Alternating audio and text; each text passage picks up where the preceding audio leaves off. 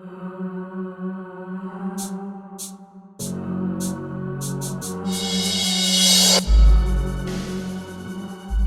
afternoon, welcome to another episode of The Real Wrestling Show. Dash blog. We got a little bit of a delay because we over the old Skype because of coronavirus, which is a little bit shit. We're all locked inside. Coronavirus, also known as the COVID-18. With The Real Wrestling Show, for The Real Wrestling Show, AEW. So we're back with another episode. We do a weekly show, which we've done right from the beginning. Don't think we've missed one yet, have we? No, we haven't missed an episode. Basically we discussed Dynamite, discussed Dark, discussed the weekly news and what's going on. So, No wrestling is. Yeah. Starting with Dark, I'm assuming. Yeah, man. Let's get some more volume on there, man. Double episode this week. Yeah, it was all in the one show, though, wasn't it? Yeah. A lot of debuts. It was the double show was all in one, though, wasn't it? Yeah. Yeah. 6 matches. Yeah. I thought it was a half decent show. First off, we had Joe Alonso versus Jake Hager. And I think that was 20 minutes. I didn't catch it. No, I don't think anybody else caught it. It was that quick. I mean, Joe Alonso debut. do you know who Joe Alonso is? No. He's one of the lads that does the Sammy G blog. He's on Sammy G's blog. He's the one that keeps getting chucked out all the time. Okay. Oh, you've got a proper delay on you now. I was never really doing about it. Yeah, I suppose. He's basically on Joe Alonso. He's on Sammy G's blog. Every couple of weeks he keeps on like popping up on his blog, and Sammy G gets someone to throw him out of the arena. But then this week they made him believe that he was fighting Moxley for his debut match, and he was like getting pumped up in the gym, and they filmed him in the gym and shit like that, and then they actually made him fight Hager, and then that's why it was a squash match. But the storyline behind it, because of Sammy G's blog, I thought it was pretty cool, but the match itself, squash match. Yeah, Hager did a nice wheelbarrow suplex. Mm-hmm. Sammy G gets a cheap shot in. Yeah. Nice Uranagi suplex into submission by Hager. Yeah. Quick match, nothing special. Submission finish. Hager man of the match, 2 moments. Snap. Yeah, really nothing major in this match at all.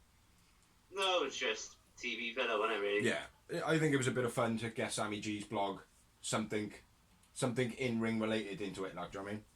Yeah. Other than just seeing him having his like face kicked off and stuff. Have you watched his blog yet? No. That's brilliant, mate. It's really funny. I might now. I'm running out of shit to watch, bro. Oh, mate, honestly, go back a couple of months. They're only like 7 or 8 minutes. Some of them are 15 minutes, but they're only short. They're good, like. What do we have next then, brother? So next up, we had a 20-minute time limit. 20 minutes. John Cruz with Skylar Moore versus QT Marshall and Dustin Rhodes with the super hot little Brandy. She was looking very fit. Skylar Moore, I believe, has wrestled before, but Matt Sells and John Cruz was the debut. Was it? Yeah. Yeah. And Skylar Moore uses the bottom rope to choke out QT Marshall. Yeah. A nice double team by Dustin and QT. Dustin lifts the opponent for QT to do the cutter. Yeah. I think it's a nice little finisher, that is. It was a nice little match, man. The two debut guys, they showed a little bit of heart, but they wasn't too much actual technical stuff on display or nothing like that. Yeah.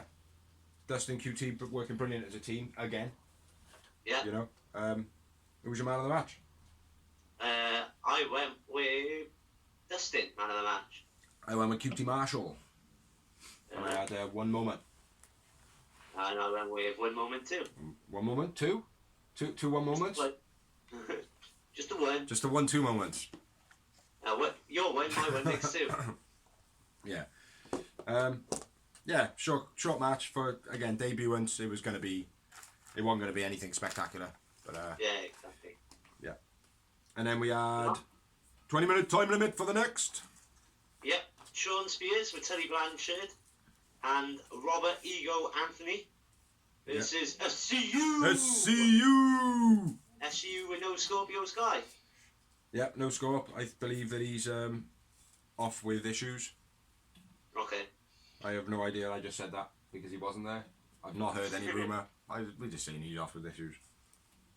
Robert Eagle Anthony's AEW debut. I thought he was quite impressive. He was okay. He was okay, mate.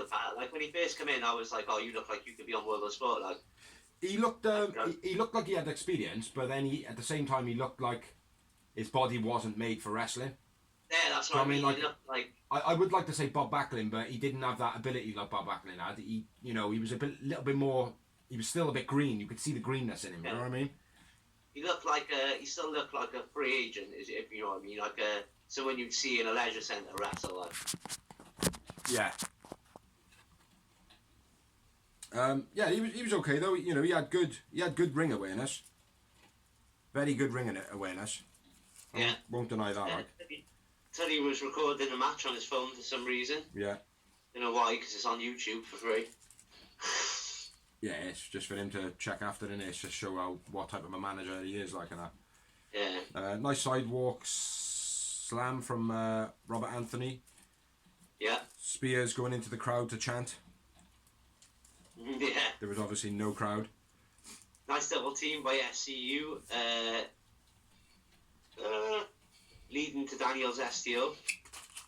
Yeah. I quite like the 3 scoop slams as well by Robert Anthony. Yeah.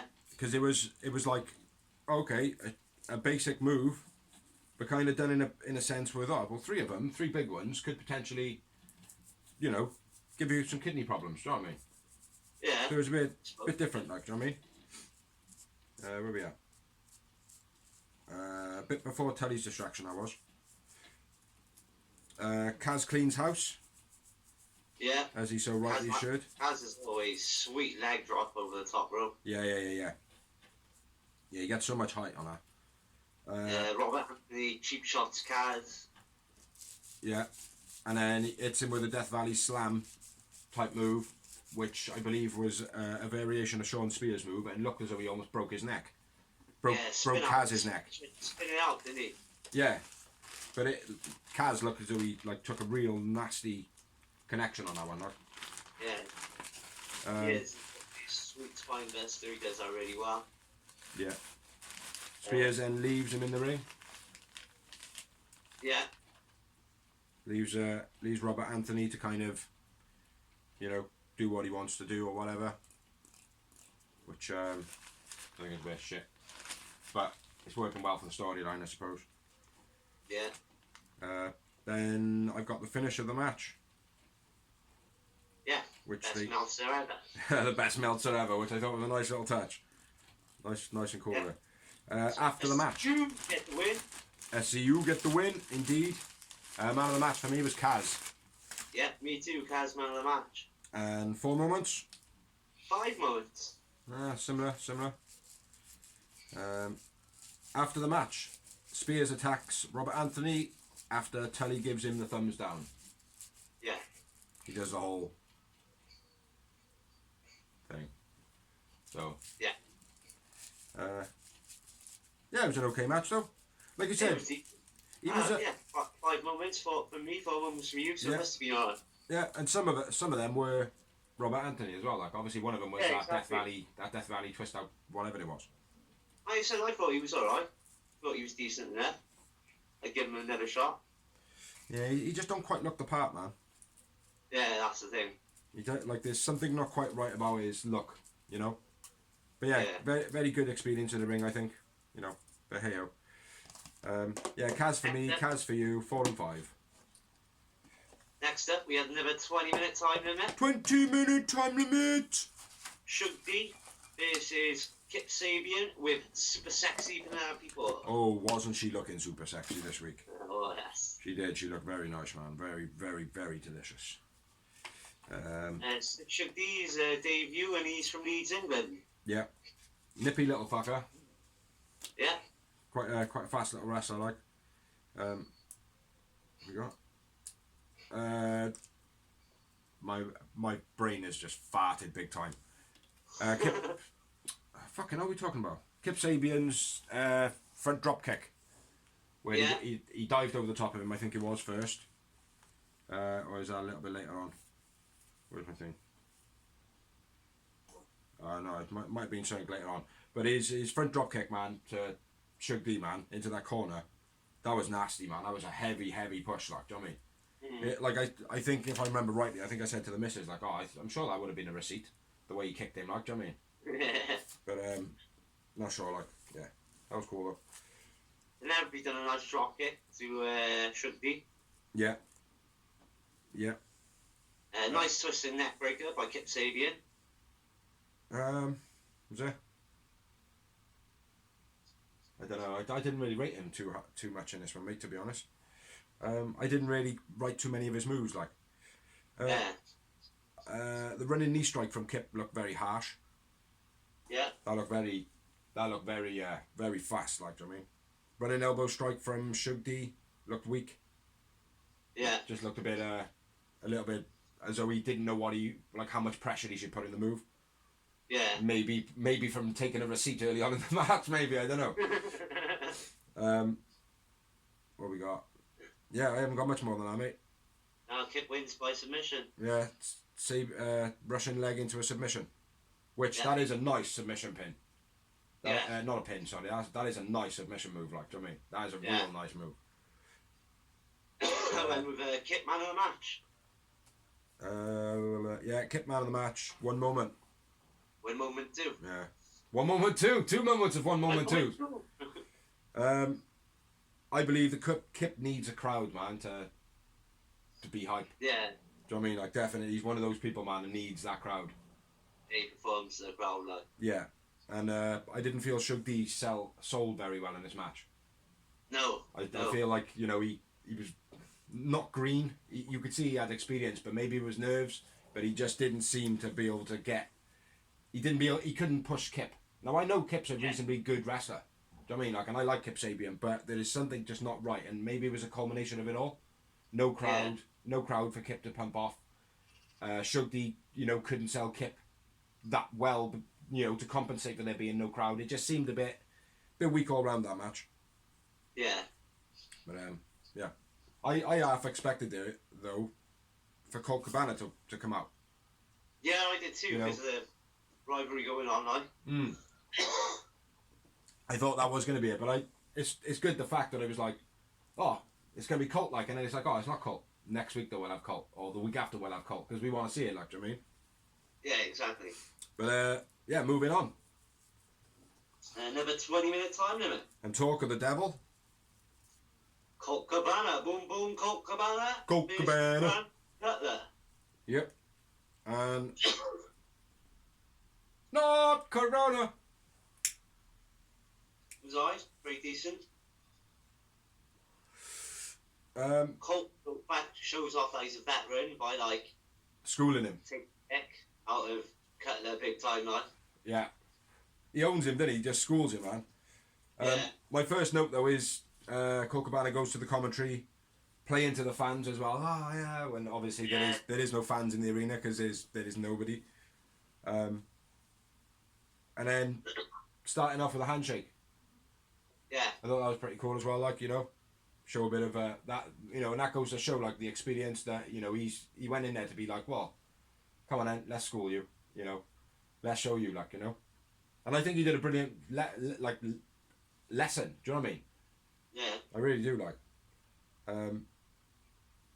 Yeah, he did. He proper schooled him, man. I wrote that down a few times, like, schooled. That's a nice AEW hat there, mate. Any chance you bought that from shopaew.com? Finally, clothesline from the top rope. Say again? Colt Cabana, a unique clothesline from the top rope. Yeah. I like the free move bit. The whole go on, and like Brandon gripped his wrist as though like, oh, I'm excited here. He's giving me his wrist, like, and then obviously Colt just rolling him up like, and then going, go on, huh?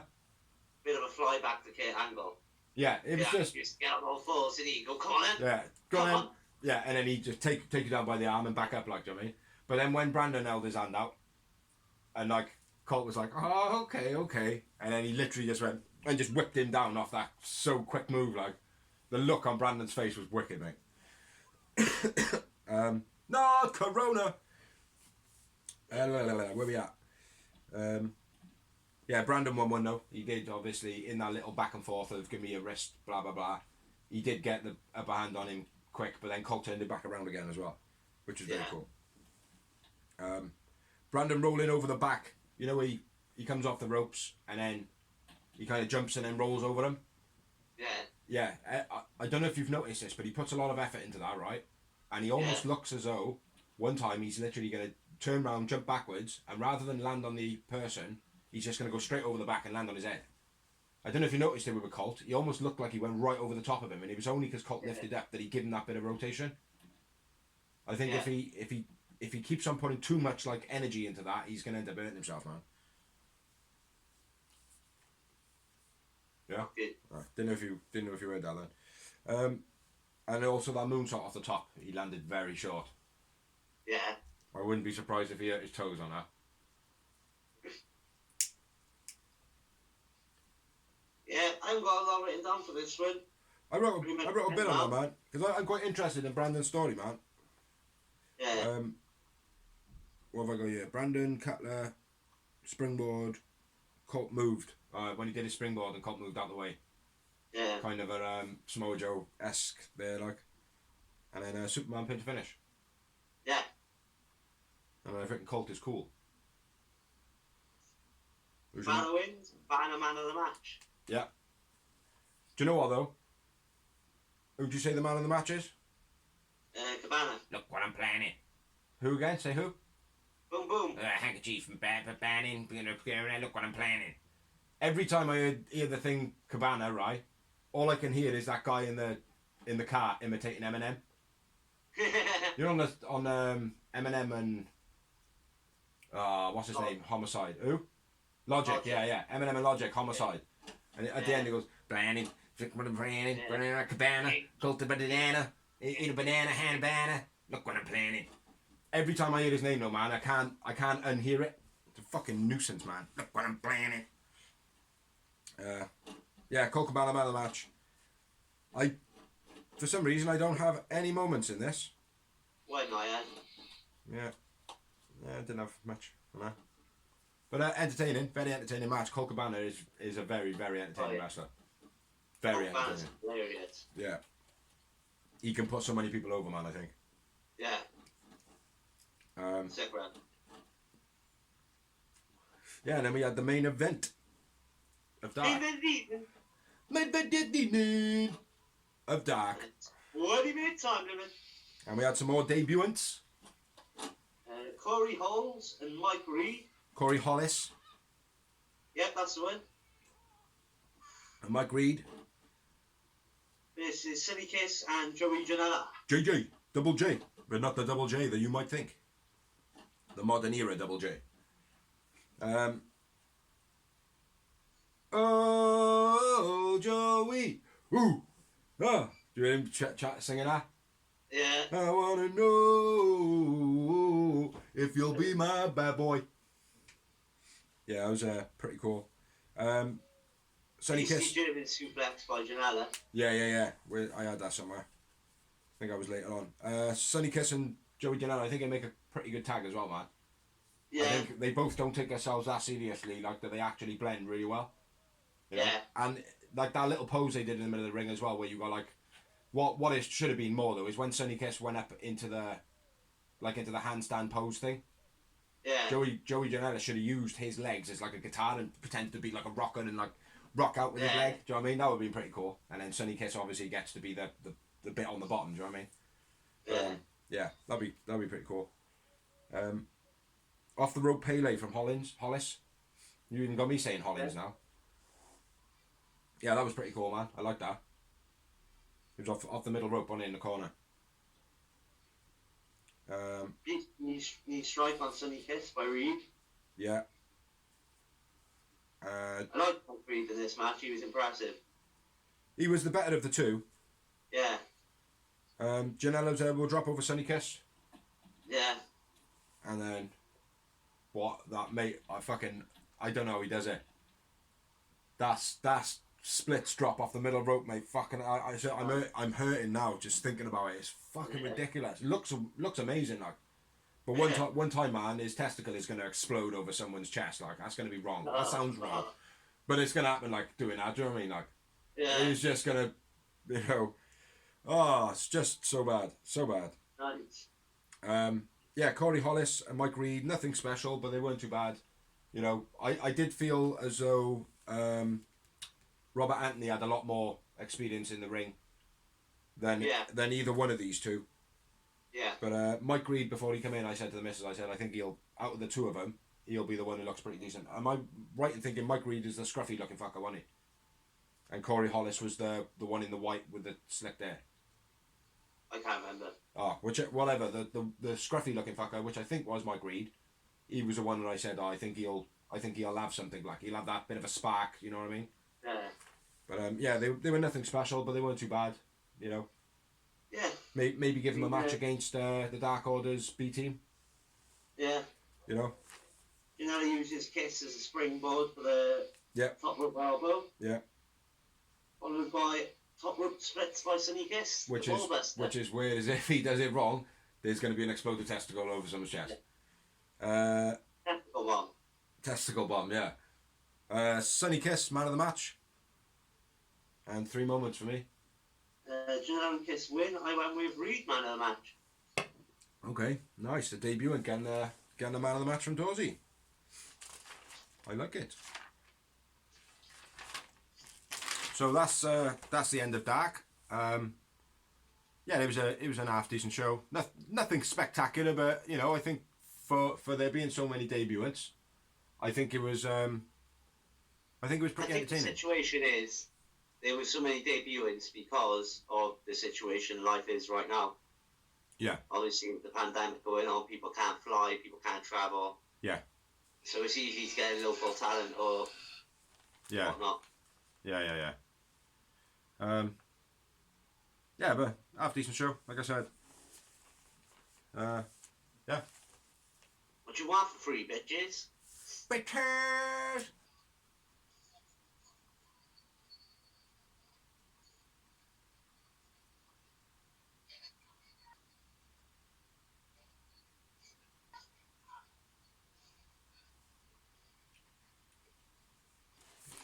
Go on then, brother.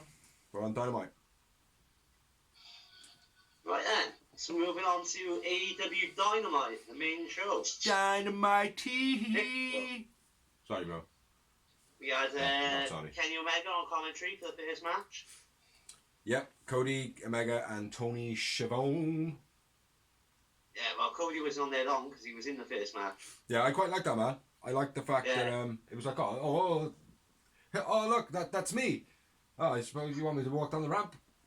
Yeah, and then you can hear the production team in his ear like going, yeah, you need to go now. And he's like, oh, right, okay. And then he goes round the back, out the ramp, and then walks out, like, rather than just walk across and down. I thought that was cool, like, Yeah, I like that. Nice little touch. There was Cody versus Jimmy Havoc.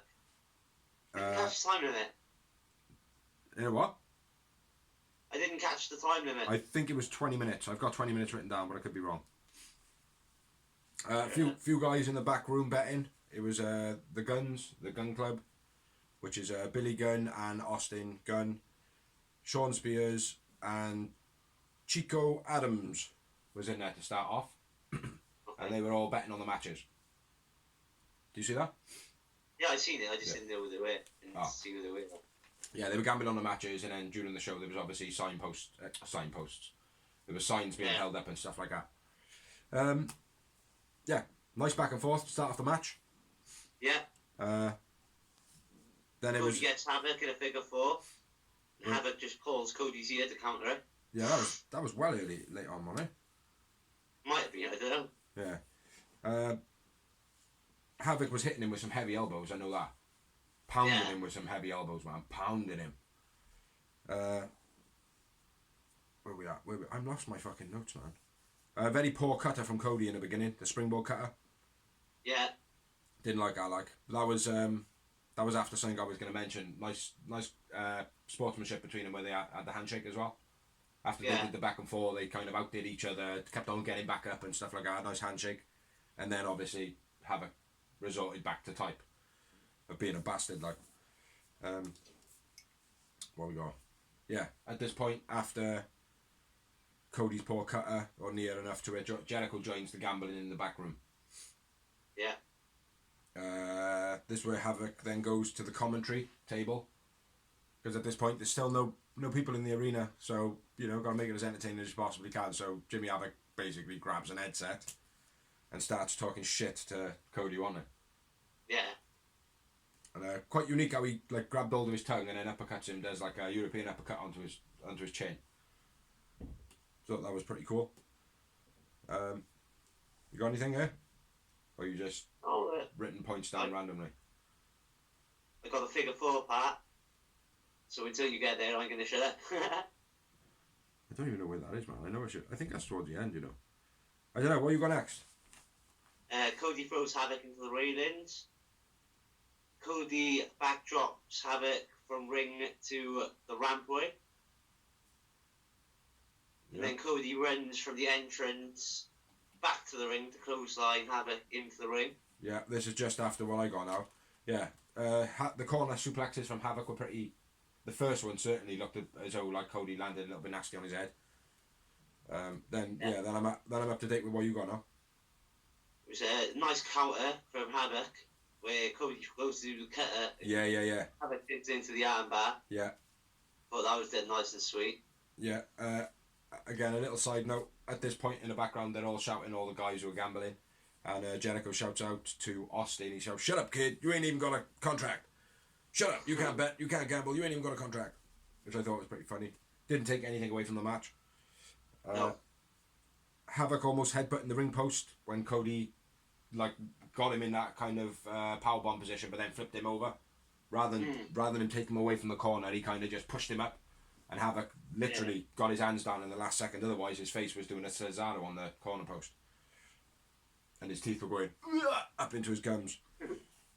Nice top rope reverse suplex by Cody. Yeah. Always gives me the jitters, that move. Always. Yeah. Do you know what I mean? I always think like, if he doesn't rotate properly, man, he's coming down on his head no matter what. Like, yeah, it was a bit dodgy, that was. Cody Crossroads times 2 to finish the match. Yeah. He wins the match, and I went with Cody man of the match. I went with Havoc for man of the match in this one. I felt like Havoc owned him in this match.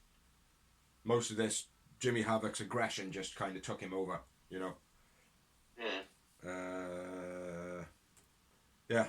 Havoc man of the match, 4 moments. 3 yowie wowie moments. 3.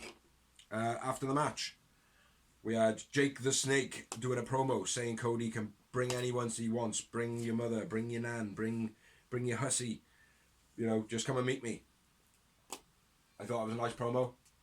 Yeah. I didn't like how Archer wasn't in it though, But I suppose mixing it up a bit every now and again is pretty cool. Yeah. Cody's on commentary, back on commentary. Yeah. And then it says, you know what, Lance Archer can make his debut next week. Mm-hmm. Which I'm interested to see. I'm interested to see. Probably going to be a squash match, but... Yeah, potentially. Yeah, I'm getting a bit fed up with that, like. Yeah. There's one on you, I think there's one on you somewhere. Oh yeah, Hager vs Chico, do you know what I mean? But, yeah, promo after that was... Darby Allin with a sick promo as usual. Loving all the little face masks with all the torn out eyes rather than like perfect cut out and shit like that. Really neat little angle to that, like. Saying that Sammy Guevara is the sacrifice of the Inner Circle. Yeah. And diss Kip Sabian basically for the build up to the match that he was just about to be in now. Yeah. Which was Kip Sabian versus Darby Allin. With Super Sexy Penelope Ford. Mm-hmm. Super sexy Penelope Ford. Oh yes. Ford looking super sexy in black. Darby, beautiful top rope arm drag as always. So quick. Sweet. So quick that was, and into the pin as well. Wasn't it? Yeah. Kip keeps rolling out of the ring. Kept on rolling out the ring too much in this match. Yeah. Darby into railing off when Ford moves Kip out the way. Kip standing outside on the outside of the thing, and Darby takes a nice long one. Out the way. Yeah, that was another interference. Darby float over dive into the drop kick into the corner. That was pretty cool. Yeah. When he kind of slow motioned Peter Panned over the top of Kip Sabian and then lined him up and then give him the boot, like, do you know what I mean? Yeah. Thought that was pretty cool. Like choke Darby while the ref's distracted. Yeah. Nice backstabber by Kip. Say again. Nice backstabber by Kip. Yeah. Kept wrapping Darby around the post. Very aggressive. Yeah. I like that. Suited him. That type of aggression suits him, man, I think. Yeah. Darby Allin was slapping the piss out of Kip Sabian as well. Oh, I know, yeah. At one point in the match, he hit him like 4 times, didn't he? Yeah, they were proper whacks. Ford pushes Kip out the way of Darby's dive. Yep. Or she gets in the way, so he goes through the other rope. That's it. She pushes him out the way, and then she's standing in the way, and he walks around the other side, and then Darby Allin then goes through the other ropes. There's also a beastie jawbreaker by Darby Allin. Yeah. Ford grabbing Darby's leg. Yeah. Darby falls well, really well, man. Especially when Kip he punched him in this one, or whatever he did. He gave him like a spinning guillotine or something like that, or whatever it was. Not a spinning guillotine, a spinning punch. Let's just say punch for the sake of this. A spinning punch. And then Darby just like literally went almost into a bridge position, but just hit the floor. So that really nice, man. He does that consistently, like not just that move, but falls to the ground really good, like. Nice suplex by Darby on the ropes. Like he balances him on the ropes like Randy Orton does with DDT. Yeah. Yeah, he does like a suplex like that. See, I didn't think I was anything too spectacular. Like, it almost looked like there's someone else's move, but I can't think. It almost looks like it was that, but they twist and suplex at the same time. Kind of like a crossroads, but off the top rope. Yeah. But that just looked like a snap suplex. Yeah, but it just looked nice, I thought. It did. It looked, that one particularly looked very smooth, but the move in general, I don't know. Not feeling it. But anyway, that's just me. I'm a dick. Yeah. I'm a dick. Dick. I'm a dick. I've lost where my notes are now. There we are. Darby wrapping his legs around Kip, the takedown. Yeah. Are we at that now in your notes? My notes the end of the match, so crack on, bro. Yeah. Last Supper finish. Yeah. Yeah. Nice. Very nice. The Last Supper sharpshooter pin. Yeah. Darby man of the match for me. Darby man of the match for me. Surprisingly, I've got 4 yowie wowie moments. I have 1. Surprisingly. Really? Yeah. Just the Kip one. Sabian was in it and you ate him. Yeah, maybe. I don't hate him though, man. I think he's a pretty good wrestler. It's just, I think he needs the crowd to get himself over. Yeah. After the match, there was a promo from Jake Hager, basically building Jake Hager, showing how much of a beast he is. Yeah. And the guy looks like a beast. But then he comes and wrestles in that stupid clothes he wears. And he looks like a fucking idiot. He puts his cycle shorts on and comes down. Yeah, looks like a fucking idiot.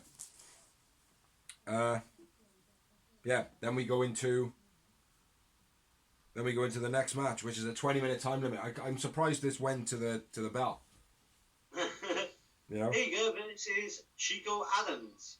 Who? Exactly. Who's Hager? I know Chico Adams. No, I'm only joking. Jake Hager. Yeah, Chico Adams, debutant. Yep. Chico Adams, no entrance, which, as I always says, squash match before it even starts. And Hager basically looked like a puppy who was just getting a bit too rough with his toys. Do you know what I mean? I was like, yeah, I'll put you over here. Yeah, I'll put you over here. Yeah, you can lay by there. Oh, look, I've got you by the neck and I'm scraggling you around. Don't worry about that if it snaps. It's a snake playing with a mouse. Yeah, it's like if you hear any like real serious clicking in your neck, it's fine. You'll pass out from not feeling anything soon. You know. Yeah, my notes on this match: Hager playing with a toy, squash. Man of the match, Hager. Chico Adams, no entrance. Squash match. Hager wins by submission. Yeah. Yeah, Hager wins. 0 moments in the match. Then after the match, Mox comes out. I went with Chico Adams, man of the match, and I went with 29 Yowie Wowie moments. Hager's man of the match and 0 moments. Yeah. Yeah, there was. I knew it wasn't going to be any more than that, mate. It was no point asking, really. There was only one man in that match, like. Yeah. After the match, Mox comes out. They go at it, meaning Hager and Mox. Mox hits him with a paradigm shift. And then Hager grabs him in the... straight back up. Huh? Hager pretty much gets straight back up. Well, he gets him in the ankle lock from the floor, doesn't he? Huh? Gets him in the ankle lock from the floor. Yeah. Yeah. And then Hager walks away. Yeah. Yeah. It was an okay segment. Yeah, it was decent enough. Yeah. I wonder how Moxley's feeling with that whole MRSA shit in his body. And then this bug going round back. You know what I mean? But, yeah. It misses the toilet roll, isn't he? Yeah. That's the problem, man. They got too much toilet roll between them. Yeah. So moving on. Brody Lee recap promo? Nope. Yeah. No, I got Mox backstage saying that he said he was in their blind spot after the tap. He's cleared to compete, sorry. Yeah. Got that little bit saying the next week, blah, blah. He dropped a couple of hints here. He said about, he said that Hager's going to be the first one on a stretcher or something like that. So, you know, maybe pushing towards it, there might be a stretcher match of sorts. You know, don't know. Maybe I'm looking into that a little bit too much. I don't know. But that's what the talk is. But then go on. Yeah, then after that, my bad, was a Brody Lee recap promo showing him basically the Exalted One and what he'd be up to. Yeah. I thought. Then we went on to Brody Lee's AEW in-ring debut. What about the promo after? That's after. No, it's not. Isn't it? No, it was before. Was it? Yeah, you had the Exalted One basically showing last week's stuff, and then straight after that there was a promo then showing him sitting around the table. Yeah, well then I'll let you go. No, go on, you check it out, man. You check it out. But it was before. In a suit, the B team Dark Order, as we call them. Yeah. Alex Reynolds and John Silver. Yeah. They're all sitting there with food in front of them. Obviously, the Exalted One's got a nice big 20-ounce steak there, sitting there munching that. While they're sitting there just staring at that food, looking hungry. One of them goes to eat his food and he slaps him, says, "What are you doing?" and throws him out. Then the other one sneezes and he goes mental and throws him out. Which is all meant to be a dig at the out-of-touch old man. Fuck Vince.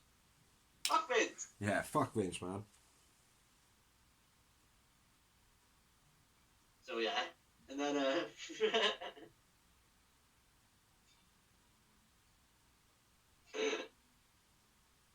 we moved on to the match, which was a 20-minute time limit.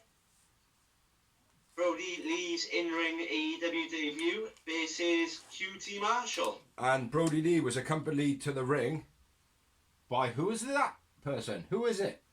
I don't know. I have no idea. I thought it was Austin Gunn.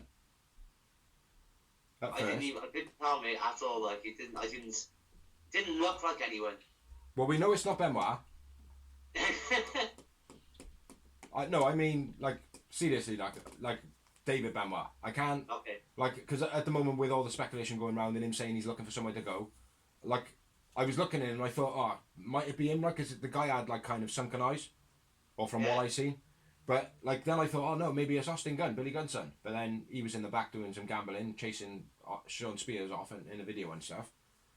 So I don't know, like, but I couldn't recognise who it was. Say again. It's just been a nobody like for the night. Well, when he first, you've got to remember they're restricted to the amount of people that are let in. No, I get that, like. But when he first came out, like, Hence the reason Cody's on commentary instead of JR and Taz. No, I appreciate that, like. But when he first came out, I instantly went, oh, it's going to be Brandon Cutler. I mean, he's in the building, he's just had a match or whatever, like, I mean, he'll be the one. But then obviously the build was different, you know. But yeah, I like that. I like the fact that it was somebody new. Yeah. You know, you know, there's been a few of them. Do you know what I mean? So, yeah, but go on. Big boot from Brody Lee. Yeah. Which on my piece of paper here I've abbreviated to Blee. Blee. Yeah. He did a couple of vertical suplex, but the first one, he done it like a DDT. Yeah, no arms. Like, he didn't hook the arm over, he just fucking grabbed him like a DDT and then done a suplex. I thought that was sick, bro. Yeah, he did have his other arm locked in though underneath. So he kind of did it in like a half pump handled slam. Yeah. Sort of thing, like, which I caught that as well, man. I wrote Brody Lee, no arm suplex. And then big brain blaster after, like, to do the third one or the second one. Yeah. Right, he did like a release black hole slam in this. Yeah. And it was real nice poor. Boss man style slam. Huh? Nice boss man style slam, I've written. See, I put released his black hole slam. Poor. I thought he like lost grip of it. But maybe. But first time I've seen him doing it. Do you know what I mean? So it could have well been what it is. You know, a lot of them are doing throwaway moves now, which I think are very, very cool. Like, do you know what I mean? Yeah. Oh, fucking just because that's what we used to do when we were kids, bro. We go, shit, sorry that go, bro. I didn't mean it. It looks sick though, bro. Yeah. Make sure you do it like that every time now. Yeah. Discus clothesline, a bit poor. The finish. Yeah, right. This is what you asked me before. This is Sir Abigail last week. The discus clothesline is his finisher, but he never used to do the Sister Abigail thing. The grip. Yeah, unless he was doing it with Bray. Mm-hmm. Like when they were standing in the ring in front of the camera and they done it to the same bit, like at the same time. Yeah. And yeah, he would do it then. But otherwise, he wouldn't normally do it like on his own, like, do you know what I mean? So I think that's a bit of a dig. Yeah. Yeah, I wasn't sure, like, do you know what I mean? But yeah, I think it's a bit of a dick, man. There have been a lot of digs, so man, from him, haven't there? You know, which I think a lot of them are wanted, though. If anyone's going to say fuck Vince, it would be Brody Lee because fuck Vince. I said the amount of times the crowd have been on his side, and I thought now's your time to take advantage of this, lad. Yeah. Out of nowhere, you can make a star, lad. Yeah. Like Bruce said, out of nowhere, you can make a star, but no, fuck Vince. The only thing about Brody Lee, right, which is nothing against him at all, like, but he makes me laugh, which, for a guy who's supposed to be bad, and like a bit of a heel and all that, when he's like, when they cut him in promos, like, and it's like, you know, he is looking in 4 different directions, you know what I mean? Yeah. Oh, that's messed my eyes up. Whoa. Yeah, discus clothesline finish, bit poor. It was a bit of a poor display for the fact of it being a squash match on somebody who is reasonably established. And he's out of here. A little bit of technical difficulty there, which is a bit of bullshit. But yeah, what were you saying? Man of the match? Man of the match was Brody Lee. Yeah. He was also the winner, obviously, and I gave it 2 moments. I had Brody Lee, and I had 1 moment.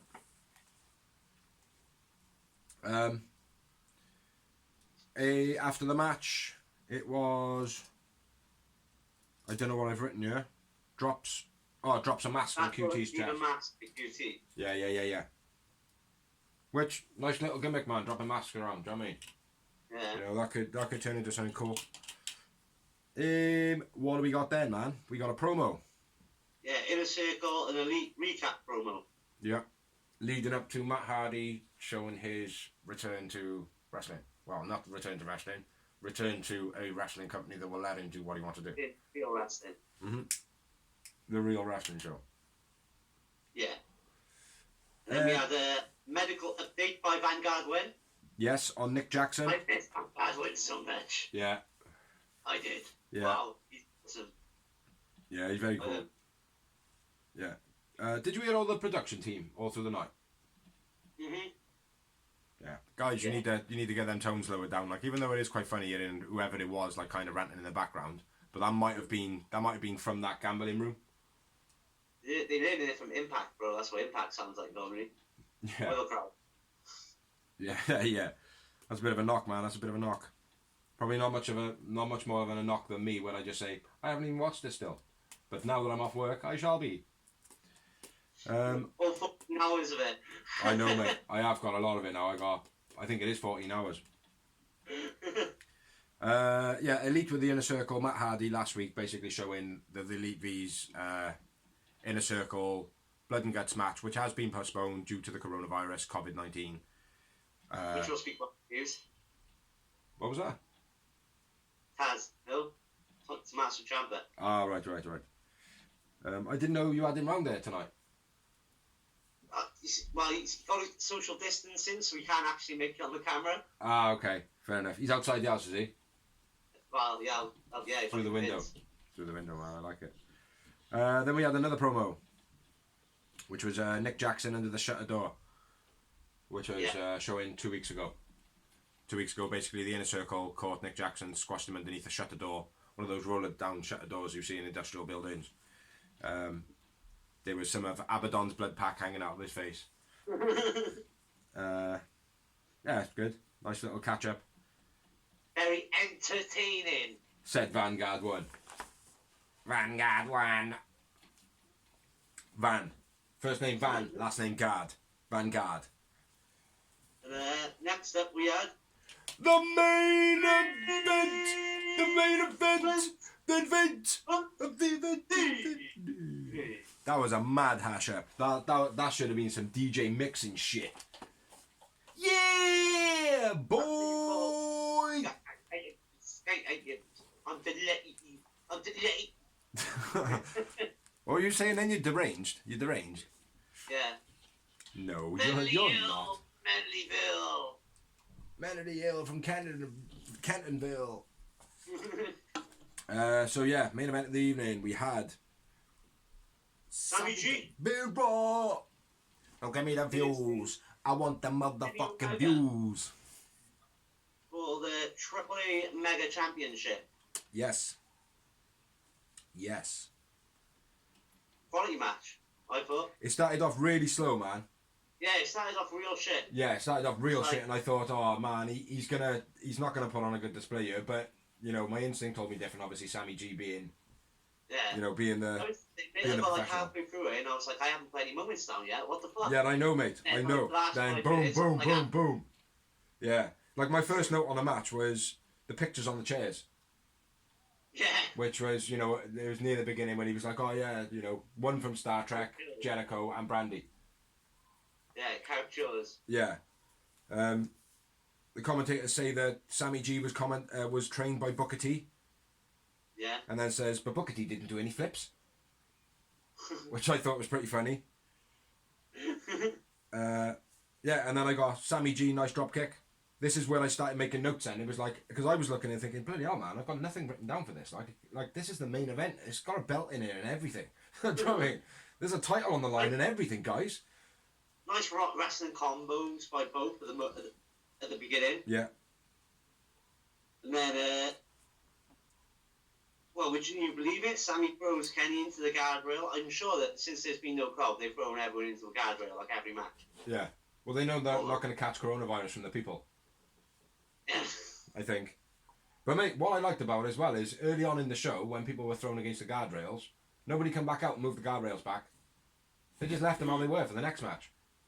Yeah. Which I think is very cool. Like, do you know what I mean? Why? Why would you want someone to come and rearrange them? Like, it looks cool. It looks authentic. It looks real. Do you know what I mean? So big up to AEW for that. Yeah. Yeah, I've got Sammy G, nice drop kick. Sammy into the crowd, licking Brandy. Like, getting off of Brandy's piece of paper. Sammy throws Kenny throws Sammy into the guardrail, but Sammy jumps the guardrail and sits down on the chair. Yeah, that's when he does the Brandy bit after that. Yeah. Yeah. And then he blocks Kenny Omega. Then doesn't he? Omega goes to hit him. Sammy G blocks it, and then jumps back over the guardrail and goes up to Brandy. The real Brandy, not the piece of paper Brandy. And then she wallops him in the face. Mhm. And Sammy starts to work on Kenny's hand, which was a bit long. Took him a bit of a while, considering he's apparently just had a broken hand. Yeah. But it took him a bit long in the match to start actually going for that. Yeah, I thought that because I haven't written it down straight away. Anyway, I noticed that a little bit later on now because my note here, and I got a little side note. Sean Spears pushes Billy Gunn over in that back room. Yeah. Pushes him over and he falls over the table or something like that, and then both the Guns then chase him out of the room. Yeah. Then there was a slow motion rollover pin, which I don't know if that was because of Kenny's bad hand or something like that. I don't know, but they just, like you one of you grabs the ankles and then the other one grabs the ankles and then you can kind of, the one does a roly poly, the other one comes up. It was that type of pin. I can't remember what it's called. It was like a rolling over pin, but it was just so slow and sluggish and it just looked too noticeable. Sammy biting Kenny, then he does a backdrop with a kick. Yeah. Does a side backdrop and then boots him. And then I've got, Kenny nice snaps you back. Then I got Kip focusing on Kenny's bad hand, so I'm up to date with you there now. And Dasher's in with the gambling at this point. Yeah. Nice, what was I say? Snap suplex on the outside by Kenny. Yeah. Kenny, beastie chops. His chops were just fucking, it was like he was slapping steaks, man. Yeah. Sammy bites Kenny's fingers to counter the forward roll. Yeah. A nice power slam by Sammy. Yeah. Beastie boot by Kenny. You're just commentating now. Am I? Yeah. Oh, this was a good move, and that was a good move. I don't know. Double axe handles from Kenny was pretty sick. Shooting star off from Sammy G looked like he elbowed Kenny on the face. Yeah. Looked like he come down, banged him in. I don't know if you're there in your note chat, are you? I don't know what's going on. I don't know what's going on, man. I've lost the will. Kenny almost jumped over Sammy as he was doing the head, the famous diving top rope. Oh yeah, and he grabbed his head at the last second. Yeah. Yeah, I think that's his move anyway, isn't it? It just looked real shit though. Yeah. This week, yeah, the camera angle didn't flatter it at all. What else have we got? Sammy G. Inside by Sammy G, that was dope. Where was that? I didn't catch that bit. I know the backward springboard cutter from Sammy, that was awesome, man. Yeah. He sold that wicked, man. Like, he caught him nice, Omega reacted wicked. Fast V trigger from Kenny. Yeah. Yeah? Are you up there? Yeah, Sammy jumps off the top rope and Kenny catches him with a powerbomb, then the V trigger. Yeah. That was beast. I like that. I tell you what come out of nowhere as well, was a standing Spanish fly. Yeah, I was going to say that was wicked, man. That's my next thing. Insane Spanish fly type move by Sammy. Yeah, and then kept biting Omega again. Yeah. And then Sammy flips out of the Snapdragon suplex, which is sick, because the Snapdragon suplex is so fast, how have you got time to flip out of it like? Yeah. Is that, what did you say that was? Was that like a pump handle tombstone? No, the Snapdragon suplex. Ah, right, okay, yeah. Yeah, he threw him high, didn't he, like? As he come over, he released high. Yeah, that pump handled like tombstone DDT type pile driver move. Yeah. Whatever, or Tiger Bomb or whatever it is, man. Yeah. That was fucking sick. That was sick, mate. Sick. And then again, a very nasty re-trigger. Yeah. Sammy G's like dazed out, putting his finger up. Yeah. Well. And then he turned into limp mode. He just turned limp mode on. Didn't he, like? Like, ah, right. Right then, Sammy, we need you to go limp. Nope. Ah, a bit of a delay on the video. That was gay. That was shit. Yeah, Angel Wings to finish a match, which I haven't seen for a while. Yeah, man. You haven't got the Angel Wings for a while, which I think is a brilliant, unique thing to AEW. Yeah, like I've always said, they finish the matches up different. Like Cody winning the other week with a figure four, and They don't like always. small packages and submission moves and. Yeah, they don't always. People generally got 2 finishes as well. That's what I mean. Yeah. They don't always show off the moves and stuff like that. Like I mean, like they don't always show off everything. Like it's like I'm still waiting for Christopher Daniels to do the Arabian moonsault. The Arabian moonsault. Properly. Yeah, properly. Yeah. It was weird as well. That angle just kind of died down. This is Jack and Coke, so I'm not breaking the wrestling rules, sure. Where's Just so you all know. Where's Angelico? Actually, it's Jim because he's cheaper. It was on sale. Right then, so that was the end of Dynamite, wasn't it? That's the end of it. No, was it fuck? What? You're missing the main part, you jackass. Hanger banger. Let's turn over the next page. Yeah, my notes finished early down. The page. My bad. Bow your head in shame, Bigsy boy. Bow your head in shame. Okay.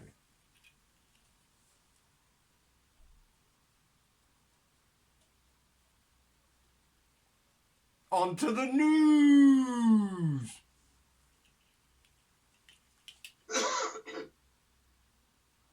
Confrontation between Jericho and Matt Hardy. Not on to the news. What the fuck am I talking about? My bad. Go on. Yeah. Kenny back on commentary. So this is the. Sorry, man. Go on. Matt and Jericho. I'm looking forward to this. He's just finished his match, didn't he? So sucking wind a bit, but I like that again. I thought that was cool as fuck. Yeah. I think they had one or the other running the backstage part, didn't they? Yeah. As number 1 or whatever they call it. Gorilla position. Yeah. Yeah. Jericho come out first. Yep. Judas in my mind. What am I betrayed? Now I've lived something or other. I can't remember the words. I was singing this earlier to remember it as well. But there we are. Yeah, cameraman this week sings Judas. Yeah. Does a half decent job of it. A little bit tone deaf, like my brother. Yeah. Like my brother here. Yep. Sing it, bro. Judas in my mind. Yeah, I love it. Cody says he says, I'm right here. Like we're right here when he's talking about the Elite when Kenny Omega's there and Cody's there and he's like, we're standing here, Jericho. Like you can hear us and we're not even raising our voices. Like that type of thing. I thought that was pretty unique as well. Which is obviously breaking the fourth wall.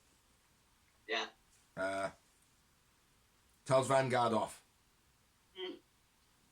Vanguard, I've never liked you, you piece of shit. Yeah. And then basically says they're their best pals straight after it. I remember them good old times. Huh? See a lot of people hating on it and saying Matt's gimmick isn't going to get over, but I don't know if it is. Things, right? Number one, it didn't help that there's no audience because the broken gimmick is audience affiliated, like. And number two is everyone said that I wasn't going to get over the first time. I was one of them. I was like, I fucking hated this shit. 2 weeks later, I'm like, delete.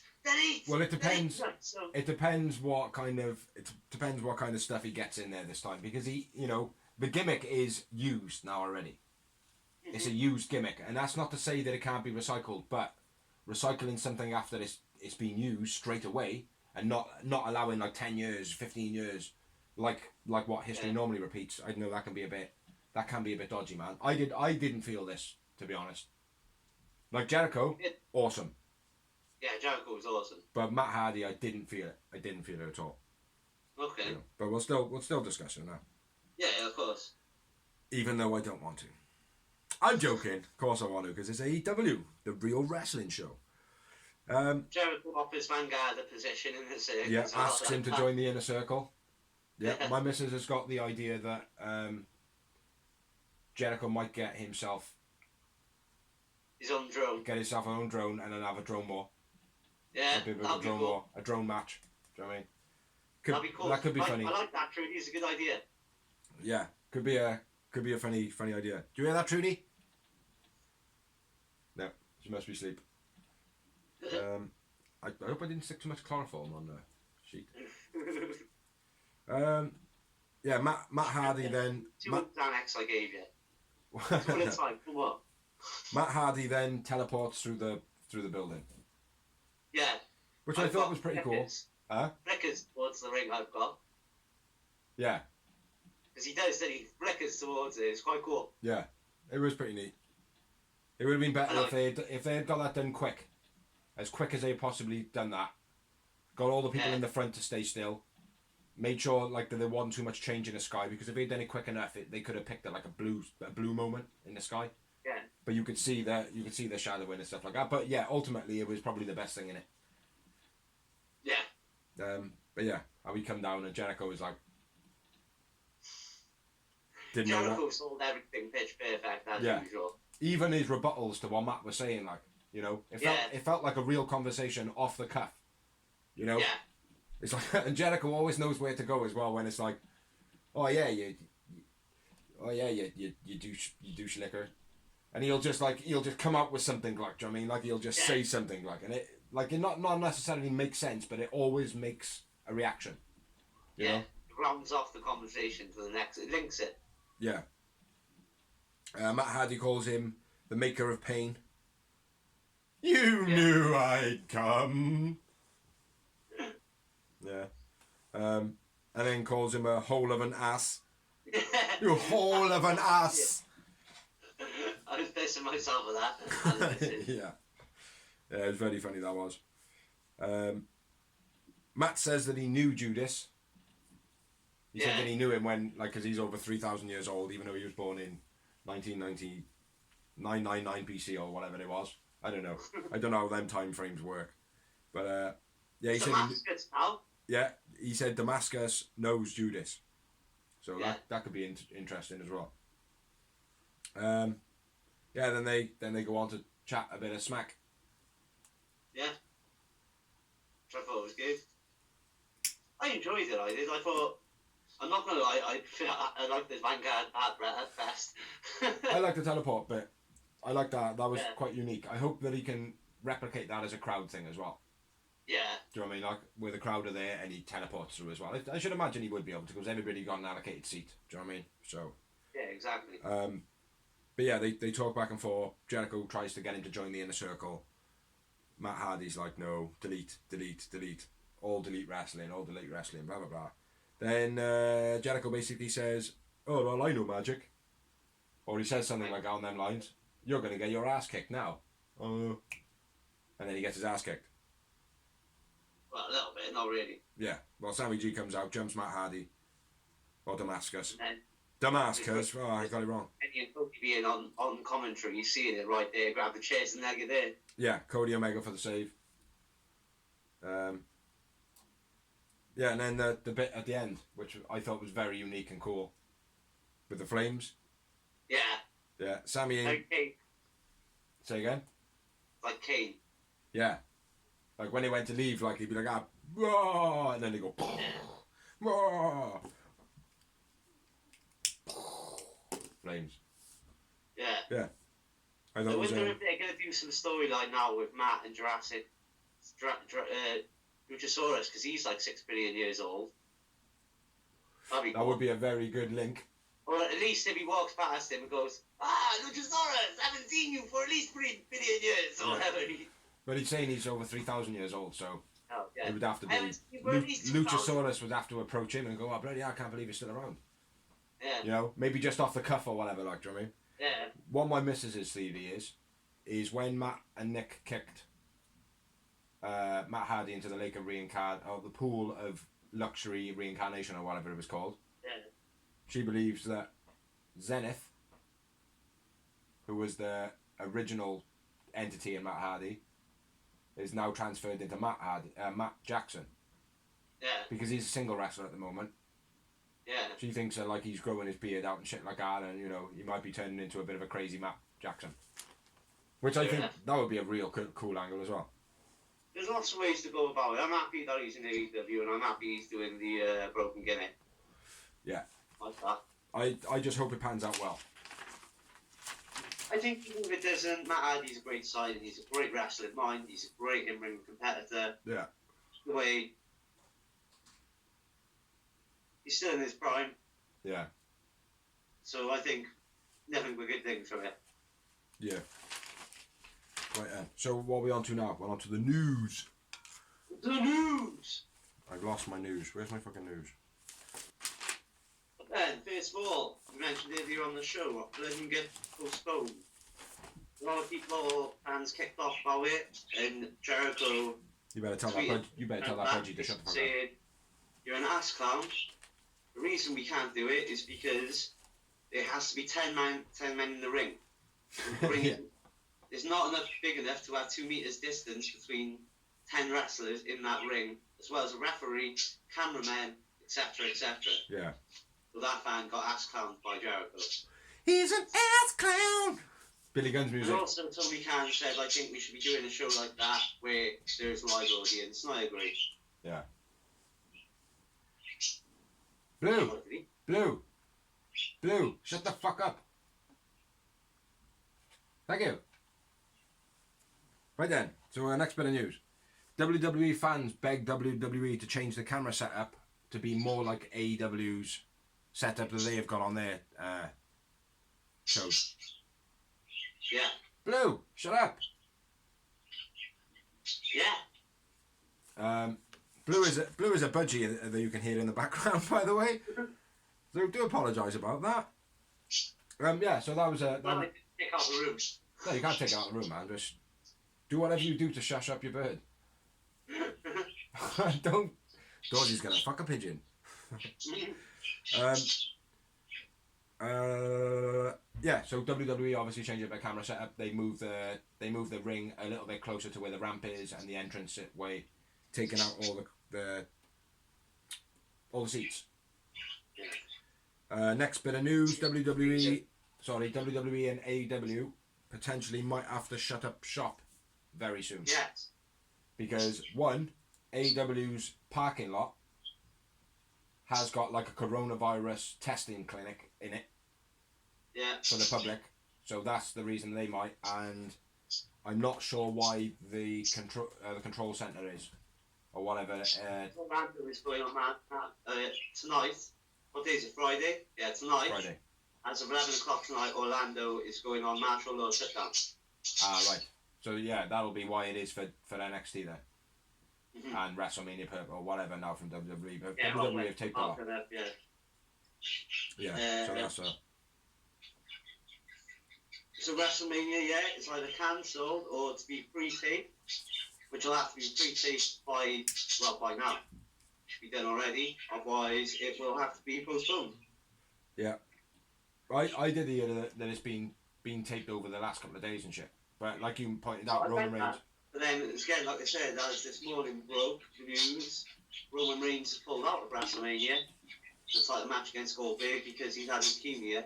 His immune system was obviously weak. Dude, that pigeon is noisy as fuck. There's something I can do about it. Give him some food or something. What? He's got food. Everything he wants. He needs to shut the fuck up. Shut up, Blue. Little shit. Again, it's answering back as well, man. I don't know if you can hear this. Like I can. It's like proper going through me, man. Right, Anyway, back to the point, right? Yeah, what's the next bit? Roman Reigns pulled out of WrestleMania this morning. So if it was pre-taped, I don't know, actually. I mean, yeah, maybe they got through some of it, but now it's been closed down and they haven't got nothing like. Yeah. Yeah, I don't know. MLW have got a Polish TV deal, which is growing. Fair play to MLW, they seem to be growing. Yeah, their name seems to be popping up a lot more consistently than it used to be, certainly. David Benoit says that Vince McMahon didn't ring him during the Benoit saga. Yeah. Didn't contact him. Didn't condole him. The only people that did were Chris Jericho and Chavo. Yeah. And the whole rest of the business, which I thought was quite sad. Yeah, well, they were close, obviously, family, weren't they? Like, well, Chavo was virtually family. No, I know family. It's quite sad that only those two, yeah. The whole rest of the business, bothered with him, like, cause yeah. At the end of the day, it wasn't his fault, like. Yeah, well, look at what JR said at the end of that documentary, like. Do you know what I mean? Exactly. You know, that's quite harsh to say, like, but I disagree with him myself. I do as well. I think there needs to be some focal point of, yes, this man did an actual terrible act, but it has been found to know that he's got bloody CT from the thing that he loves so much. The guy is a wrestling legend, and again, we don't condone anything that he did, and we think it's disgusting, but he will get his recognition, and he will be taken straight back out. You know, something like that, just the recognition, like just a mention. There's obviously just news on that. Jeff Hardy says in this run in WWE, he would like to, in a long rivalry, promo, whatever, fight Roman Reigns and the Fiend, Bray Wyatt. Yeah, that'd be cool. Mm-hmm. So whatever the complete opposite of that can be, is what it's going to be. What? Well, Jeff Hardy wants that, so Vince McMahon is basically going to put Jeff now in a noddy car. Do you know what I mean? Like, changes. He'll probably change his like move to something like the Twist of Fury or some shit like that. Oh, that's right. He already has. Fucking idiot. Fuck Vince. Did you know that? What? He's changed Jeff Hardy's Twist of Fate to the Twist of Fury. Yeah, you said last week on the news. Yeah, fuck Vince. Fuck Vince. Ann Anderson. Stu Bennett / Wade Barrett says he fucking hated working his last few months at WWE. Yeah, when they offered him a contract and he literally went, no, you're right, I fucking hate working you. Yeah. Yeah. Ann Anderson says commentators were told to bury Sting. When Sting Which I said that on the night we watched it. When he debuted back in 2015, something like that. 17. Well, when he went to WWE, basically. He put Triple H against. He was against Triple H WrestleMania 30, I think it was. I'm not sure about that. I leave that to your brains, mate. But I can't. Yeah, but basically they were told bury him. You know, mention all about. Like they were like, Sting's a huge star. But I was in WCW. This is the WWE. Yeah. Sting's fought in many massive crowds, arenas. Yeah, but this is WrestleMania. Mm-hmm. It's completely different kind of a fish. Which again, just goes to show how petty Vince is, like. You know, terrible. Sheamus got the rock steady role in the Turtle movie over Cody Rhodes and Daniel Bryan. Not really news. Something I read. I thought might be worthy. It was a while ago now, but you know, what's that? Quite interesting. Yeah, it's an interesting little fact. Like, what else we got? WWE Network down with Saudi in Saudi Arabia. Yeah, no longer available in Saudi Arabia. I'm thinking that's something to do with that whole lawsuit they've got. Yeah. Because I believe what that is, right? I don't know for 100%, but it does make sense. When WWE did a deal with Saudi Arabia to do these 10-year shows, they basically invested in WWE for revenue, and then then Vince went and sacked his two main money men. Yeah. Not money men, but the guys that like the stock market relied on and stuff like that. Yeah, the main jobs like sacking your head chef and all that. Yeah, and their stock price absolutely plummeted. Yeah. So in that term, the Saudi this is my speculation now. The Saudi government or whoever has invested in WWE. WWE have lost a lot of their money, and they're now going, well, where did our assurances go? You said you'd make us money. You've now lost us money. Do you know what I mean? So we want out. And he's gone, okay, then well, fuck you. You're not having the network.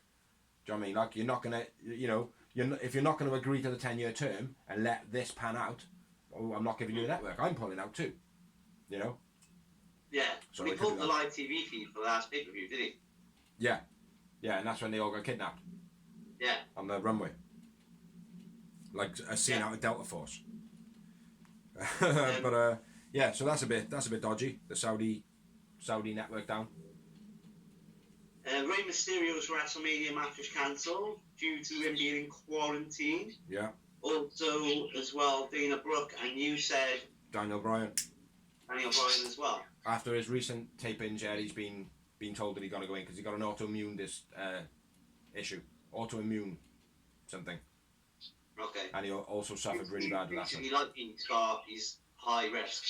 Yeah. Yeah. That's why Roman's pulled out, because obviously high risk due to leukemia, or recovery recovering from leukemia. Yeah. Jake the Snake Roberts says Bret Hart and Shawn Michaels were the worst WWE World Champions of all time. He also said that Goldberg is the worst wrestler in the business. Who did? Jake the Snake? Bret Hart. Bret Hart did, yeah. Yeah. Oh, did you say Jake the Snake? Jake the Snake said Shawn Michaels and Bret Hart are the worst WWE World Champions of all time. Ah, okay. Sorry, my bad. Okay. But yeah, I think that's on the Broken Skull session with Stone Cold. Good watch on the network. Yeah. Yeah, he says Goldberg, how the hell Goldberg can be in the Hall of Fame, I don't know. He hit everyone he ever got in the ring with. Yeah.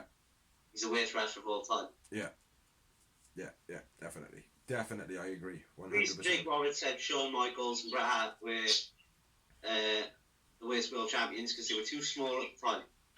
Yeah. Exactly. Which ultimately ended up in demises. But anyway. Matt Hardy can wrestle for New Japan Pro Wrestling. Yes. On his contract. Yeah, he tweeted that himself, didn't he? Yeah, he doesn't actually negate or pass out the fact that he might be able to wrestle someone else anyway, as well. Because he's on about doing multiple gimmicks of his character.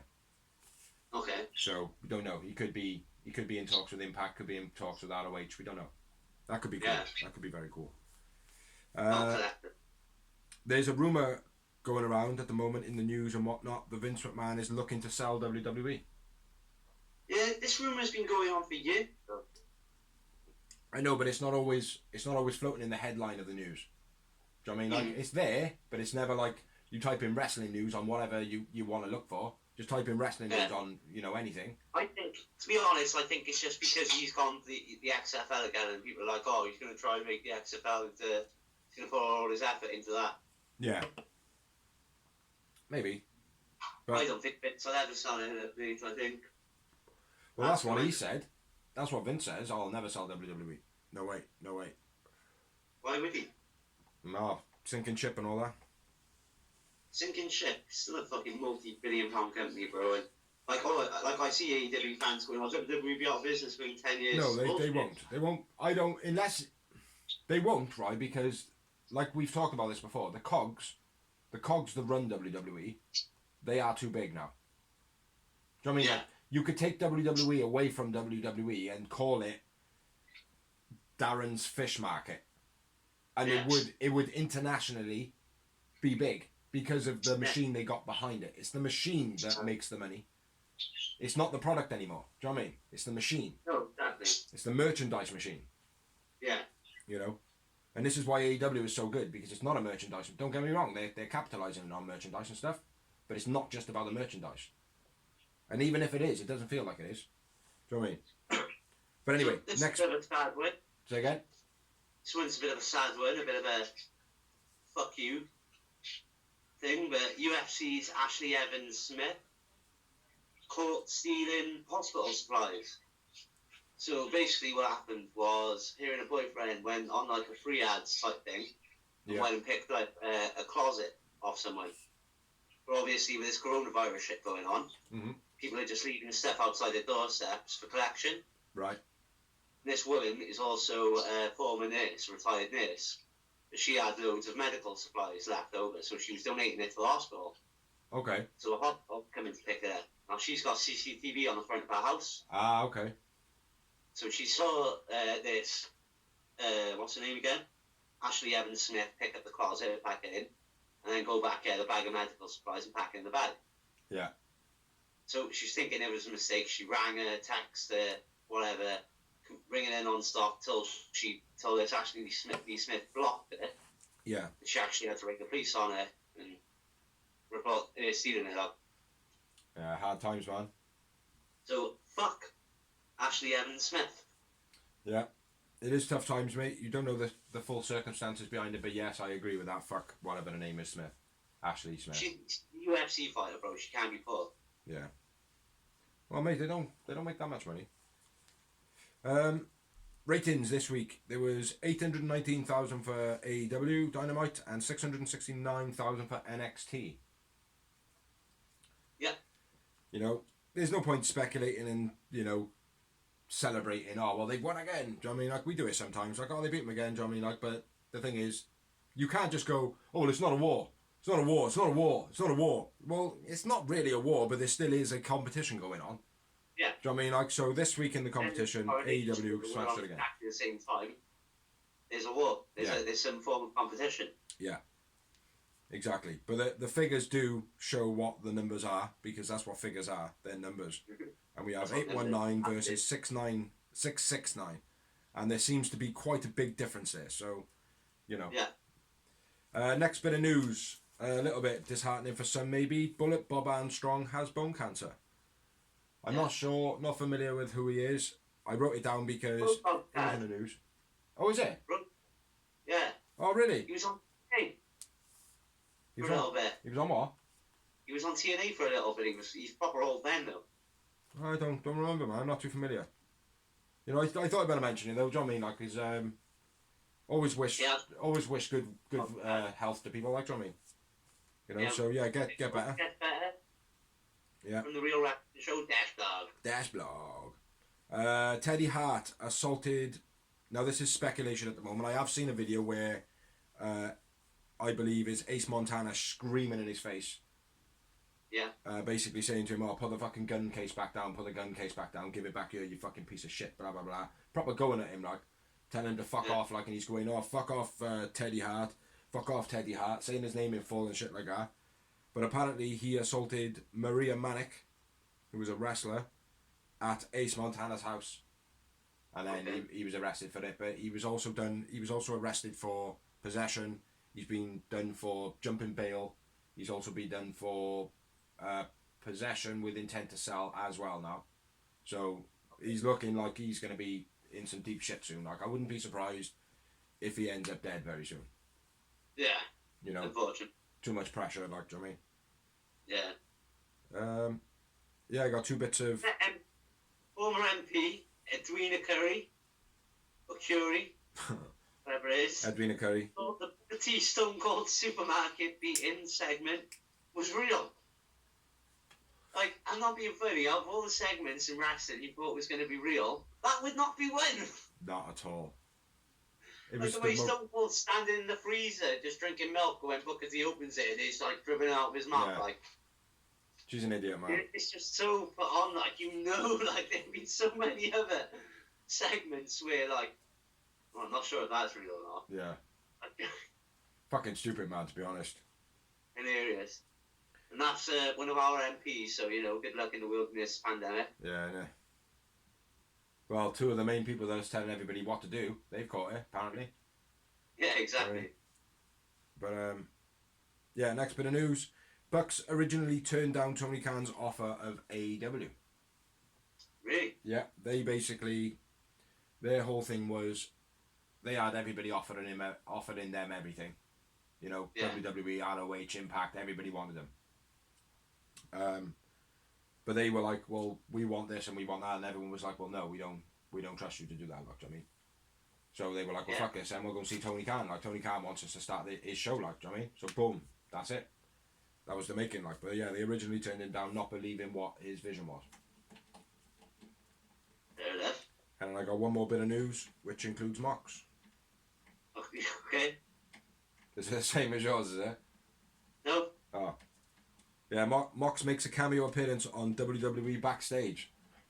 Yeah, I've only seen that this morning. I've seen it this morning on the news, but I didn't write it down. But you did that. Yeah, basically, Renee Young is talking with Booker T, who trained Kip Sabian, don't you know, even though he didn't do flips.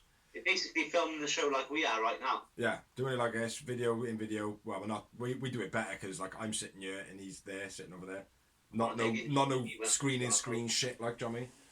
This is real shit. It's a real wrestling show, do you know what I mean? Yeah, but basically, Rennie's talking to Elijah Woods, is it? Xavier Woods, sorry. Elijah Burke. Mhm. That's the other one of him, innit? Yeah. Or was it Apollo Creed? Apollo Creed is Evan A, but Elijah Burke kind of looked like him. Ah, yeah, Elijah Burke, yeah. Different people, yeah. But anyway, they were all talking, and apparently in the background, Renee Young's dog was barking. So she carries on, like, she looks to the side, carries on talking and whatever, like, and then all of a sudden, John Moxley just kind of throws a dog in her face with him in his hand still, going, "Oh, I've got the dog!" And then Booker T and Xavier like laughing and going, "Oh, he's made a cameo. He's made a cameo." Live TV. Yeah, live TV, baby. But it was very funny, very good. Like the fact that like the wrestling companies are bleaching in and stuff like that. Not bleaching in because hopefully they'll never be the same entity ever. Do you know what I mean? I hope AEW and WWE never be the same entity ever, ever, ever, ever. Do you know what I mean? They are completely. They're complete polar opposites. To what? It would be cool as fuck though if they could reach an agreement to work together fairly. Fairly, yeah. Fairly, definitely, mate. Do you know what I mean? Like, but they are complete polar opposites at the moment, at this moment in time. Mm-hmm. You know? Yeah, but that's my last bit of news. That's all I've got. So, this is something we kind of touched on earlier. Dark Side of the Ring. A released their documentary on Chris Benoit. I didn't realise that until recently that Dark Side of the Ring is actually a series. Yeah, I've watched a few of them. Yeah. Series of documentaries. Yeah, they're pretty good, man. What did you think of it, bro? Obviously, we touched on it a bit earlier, but what was your opinion on it? Well, I watched it via YouTube, which I would like to watch the proper one because I don't know what version you watched, but there was a lot of like voices not matching faces and stuff like that when they were talking and stuff like that. So I do feel like they might have been a bit missing. Yeah. Do you know what I mean? Like for obviously copyright purposes for whoever recorded it. But from the information that come off it and for the few things that I didn't realise happened, yeah. You know, it opened my eyes to a few things, but I still stand by it, mate. Chris Benoit was not in the right frame of mind from all that abuse of chair shots, and it's his own fault. You know, it's his own fault, man. Do you know what I mean? Like, but all that years of chair shots for the entertainment business, you know, for somebody in that company not to turn around and go, look, we can see you are troubled, that you've got a problem, to not stop it. You know, for someone not to catch it is negligent. I agree with that, and also the trauma of losing Eddie just tipped him. Just sent him over the edge. When he was crying, when they were saying about like he'd go upstairs and he'd be like hugging his pillow and all that, and he was like crying his eyes out, mate. I cried my eyes out, man. I gotta be fair. Like just thinking how tormented he must have been, like, do you know what I mean? Yeah. You know, it was awful, like, do you know what I mean? But it was an absolutely brilliant watch from what I've seen. I would like to watch it properly again. You know. But yeah, very insightful. I knew most of it. Yeah. There was a couple of things I didn't. didn't. Shout out as well, being an AEW blog, Jericho. Getting the sister and David back together talking again. I thought that was brilliant. I thought that was the one piece of magic, the one light in that documentary. Do you know what I mean? That came out of it. Well, I don't know, man. I think another light that would come out of it. Now, Jim Ross finished up by saying, I don't think Benoit deserves to be in the Hall of Fame and he should never be in there ever, whatever. Now, I thought that was a little bit strong, like, do you know what I mean? Like, but that's JR saying it recent. Because when he started the show, he said I'm with AEW, blah, blah, blah. Now, I feel like that's too strong because now that this has been out, I think ordinary people might look into this because so many people are talking about it. Yeah. Do you know what I mean? Like every single wrestling fan would have been talking about this. Mm-hmm. You know, and being like, oh, you know, I'm gonna go and watch this. Oh, what's that? Oh, it's that Chris Benoit thing. Like, do you know what I mean? Like, and a lot of people would go, you should watch it, man. It'd be a really good watch. Do you know what I mean? Like, so I think a lot of people would get the insight, and the fact that they were like, well, his mind was that of an 81-year-old. Yeah.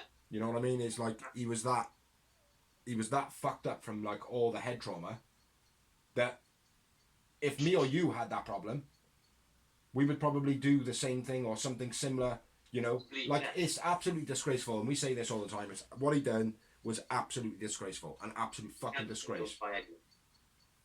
But somebody other than himself, now he has blame. He does have blame because he committed it.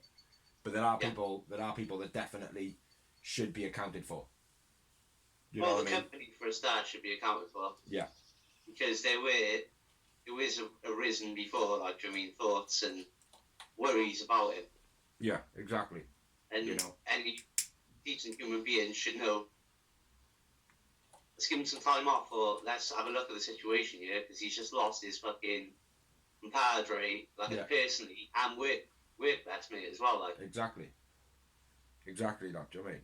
But I completely agree with you. I think he should be in the Hall of Fame. And I think he should. What he did. People might say fuck me, but I don't care. I'm not condoning what he did. What he did was disgrace, but I think for again a bit of it. It's such a touchy subject, but at the same time, I think what he done for business, alone, he deserves a mention. Yeah, he does definitely. Like even if at the Hall of Fame ceremony they do like an honourable mention. Yeah, exactly. Just go, you know. Sharon said as well. I think Nancy should be in there, woman. Yeah, definitely. But that's not just because of what happened. She generally did change. Yeah, she did. She was an icon. She was an icon in wrestling coming up. Yeah, the way she she treated the managerial role. You know? So, but yeah, we'll move on from that. But I recommend anyone go out there and check out that. Yeah, definitely. Even if you don't watch wrestling, if you watch this blog and you're not really a massive wrestling fan, go and watch the Benoit thing. It's on YouTube. It's on a couple of places. You can find it on Daily Motion. But yeah, absolutely very insightful. Yeah. Very insightful. Very sad as well. Hard watch. Yeah. Was very hard watch, fair play. I bawled my eyes out. Yeah. Don't just say yeah. Don't just say yeah. Say yeah, so did I, Brett Biggs. Yeah, I did. I've already admitted to crying with Papa Shango, bro. Different kind of crying, oh man. I know. Yeah. No, I did. I bawled Real my men eyes cry. out. Night it happened. We lived together at the time, bro, remember? Yeah. This time, ironically, we saw an empty arena show. Yeah. I know, innit? Yeah. Oh, mate, it was shocking. Shocking. I bawled my eyes out then, I bawled my eyes out last night. Yeah. So, there you go. Yeah. Go on, moving on. Obviously, coronavirus, COVID-19 spread in the world, and it's affected NXT UK's takeover in Dublin. It's going to be postponed from the 26th of April until the 25th of October. Okay. So, sorry Irish fans, but you're going to have to wait for that. Yeah, it's mate. To be honest, there's been loads of coronavirus stuff that I've kind of picked up on, but it's like it's all the same. No, it's not trying to not focus on it. It's all the same. Like it's like MLW. Oh, they've postponed from some shows. Oh, AEW. Oh, they've postponed some shows. Said that bro, because it's home, it's UK in it. No, I know, mate. It's just the company NXT UK. Of course, so. No, I appreciate that, but it's like the coronavirus. I'm not saying that it doesn't deserve a mention. But it's just I haven't focused on it because I see coronavirus part of a headline and I just think, oh yeah, just because, like, obviously it's the first time NXT UK have ever been in Ireland, whereas MLW have done shows in America for a few years now. Them postponing house shows is nothing, whereas Cardiff, like NXT UK in Ireland is a big thing. Yeah, mate. Like I said, I'm not negating anything. I'm not taking anything away from that. You know, it's just I just kind of collectively put it all into. Right, that's going to be most people. You know what I mean? Oh, coronavirus. Ah, well, that's going to be most companies. You know, so I don't pinpoint it as news. So, but yeah, any more news? One last little bit. Matt Hardy. We knew he'd come. We knew he'd come. And he did say if Triple H was in full control, he probably would have re-signed with WWE. Yeah. He said Triple H is the man going forward. Not the out-of-touch old man. No, that's what Brody said, but why not? Well, it's true though, isn't it? It is true.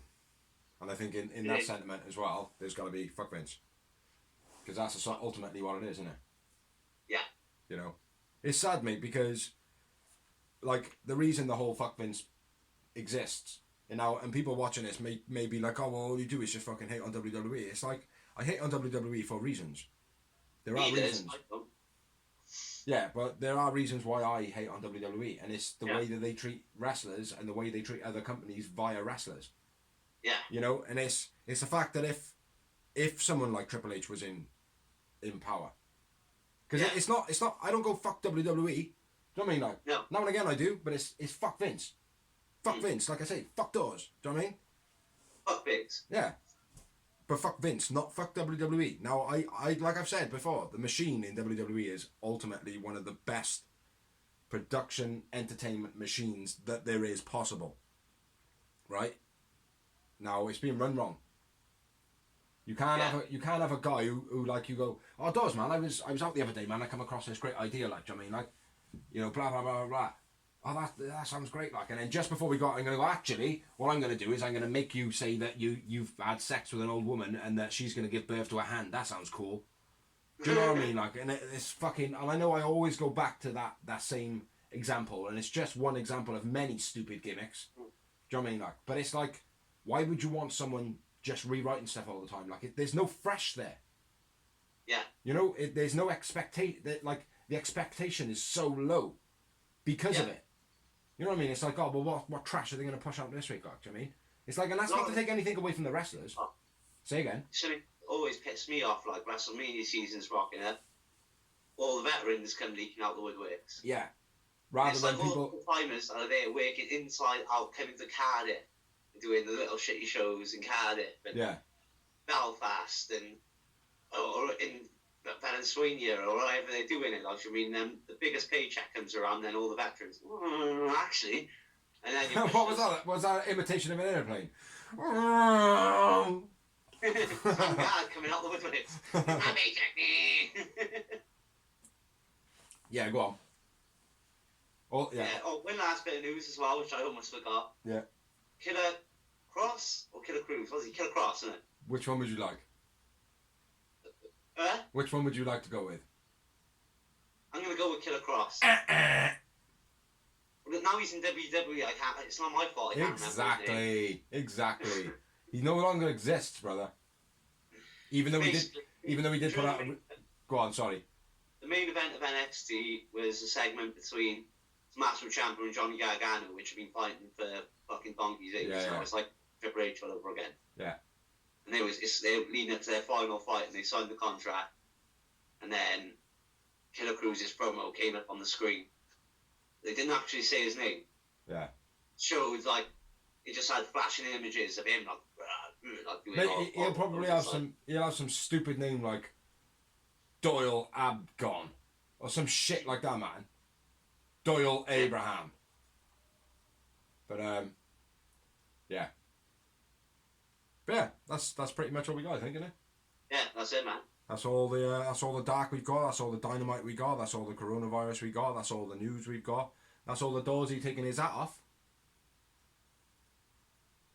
We got. Boop, boop. Yeah. I've been above average. I've been Orange. He's been Doors. I've been fucking phenomenal.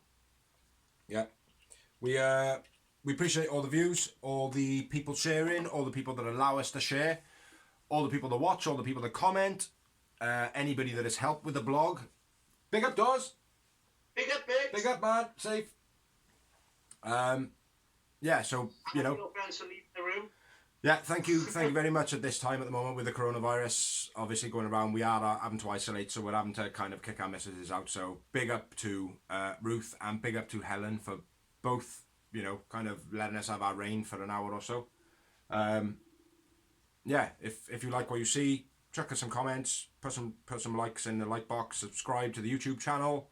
We will put all the people that the pages that we share on and that we value and we read our, you know, news and segments and bits and pieces and just kind of interact with. They'll be in the credits. They'll be in the credits. Yeah, so I've been Biggsy. He's been Dorsey. Yeah, this is a real wrestling show. And catch you next week. Bow, bow, bow.